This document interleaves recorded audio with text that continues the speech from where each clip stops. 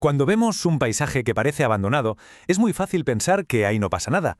Pero, ¿y si debajo de esa aparente desolación en realidad se estuviera gestando un plan maestro? Hoy vamos a descubrir la estrategia secreta de la naturaleza para devolverle la vida a la tierra más castigada.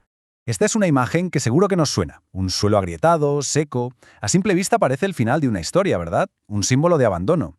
Pero en realidad es justo lo contrario. Es el punto de partida de una increíble historia de recuperación. Y es que aquí está la clave de todo. Donde nuestra percepción ve un problema, la naturaleza ve una oportunidad. Tiene un plan de regeneración que se activa precisamente en estas condiciones. Venga, vamos a meternos de lleno en este misterio. El objetivo final de toda esta misión de rescate es transformar esto en esto otro. O sea, pasar de un desierto mineral a un ecosistema subterráneo que está vivo, vibrante y funcionando a pleno rendimiento. Este es el viaje que vamos a explorar, paso a paso. A ver, todo comienza con la llegada de las primeras exploradoras. Ojo, no son las plantas más bonitas ni las más vistosas, pero sí que son las más duras, las que están preparadas para un entorno que es de verdad hostil. Hablamos de las plantas pioneras. Sí, esas que a menudo llamamos malas hierbas. Pero en esta historia de regeneración del suelo son las auténticas heroínas. Son como los equipos de primera intervención, equipadas para la tarea más difícil de todas. Y es que su trabajo es increíble, fijaos. Sus raíces pivotantes actúan como si fueran taladros biológicos, rompiendo la compactación del suelo.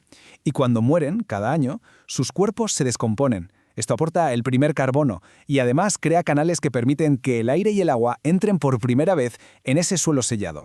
Vale, una vez que estas raíces han hecho el trabajo físico, envían una señal química. Es como una llamada para despertar a los habitantes microscópicos del suelo, que llevaban ahí aletargados un montón de tiempo.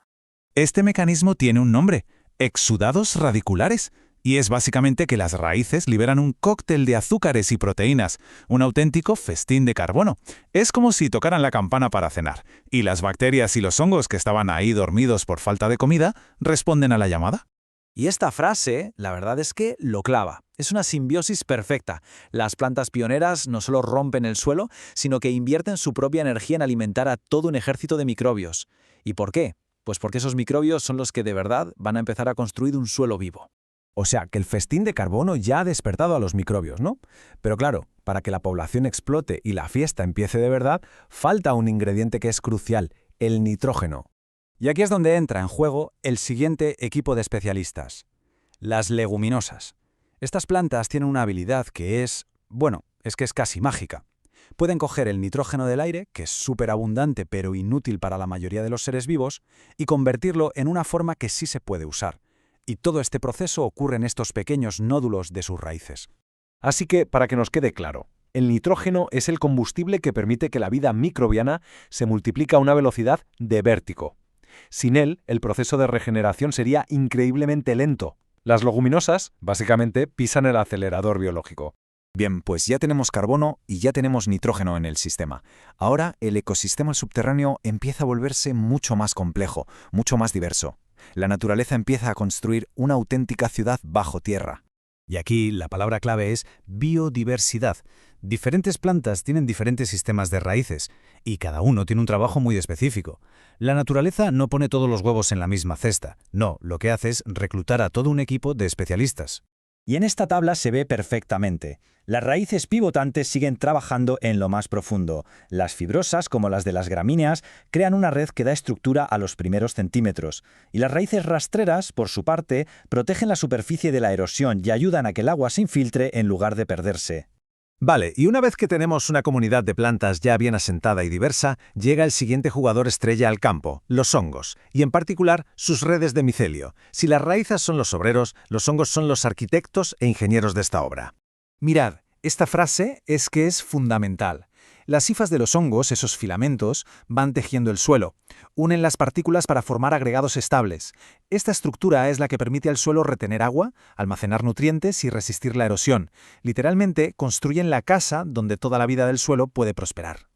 A ver, vamos a recapitular un momento todo el proceso, que es fascinante. Empezamos con las pioneras rompiendo el suelo. Sus exudados despiertan a los microbios. Luego, las leguminosas aportan el nitrógeno para que la vida explote. La diversidad de plantas crea un ecosistema de raíces complejo que atrae más y más vida. Y finalmente, los hongos construyen la estructura. El resultado, un suelo vivo, un ciclo perfecto. La pregunta de millones, vale, todo esto está muy bien en la naturaleza, pero ¿podemos aprender algo de esto? ¿Podemos aplicarlo, por ejemplo, en la agricultura? La respuesta es un sí rotundo. Y no se trata de luchar contra la naturaleza, sino de todo lo contrario, de imitarla. Pues sí, aquí es donde entra la agricultura regenerativa, con iniciativas como Vitaveris que se basan justo en esto, en entender los ciclos naturales de regeneración y acelerarlos en un entorno agrícola, en lugar de estar interrumpiéndolos constantemente. La filosofía detrás de todo esto es en el fondo muy simple, pero a la vez súper potente. Un bosque es el ecosistema terrestre más productivo del planeta y lo hace sin nuestra ayuda. La idea es, por tanto, gestionar las fincas para que se parezcan más a un bosque en su forma de funcionar. Y claro, esto no es solo teoría, se traduce en prácticas muy concretas. Se usan leguminosas en las rotaciones para fijar nitrógeno. Se siembran mezclas de plantas con distintos tipos de raíces. Se evita a toda costa dejar el suelo desnudo. Se minimiza el arado profundo y además se pueden añadir preparados biológicos para darle un empujón a la vida microbiana. Es que el cambio de chip es total. La agricultura convencional a menudo ve el suelo como un simple soporte, algo inerte al que hay que echarle nutrientes para alimentarla a la planta. El enfoque regenerativo entiende que si se alimenta y se cuida el ecosistema vivo del suelo, este se encargará de alimentar a la planta de una forma mucho más completa y, sobre todo, resiliente. Y todo esto al final nos deja con una reflexión, una pregunta en el aire. Si el suelo que pisamos ya contiene el plan maestra para su propia recuperación, ¿qué otras soluciones ingeniosas de la naturaleza estamos pasando por alto? Quizás la tarea no sea tanto inventar cosas nuevas, sino aprender a observar, a entender y a colaborar con las soluciones que ya existen, silenciosas, justo bajo nuestros pies.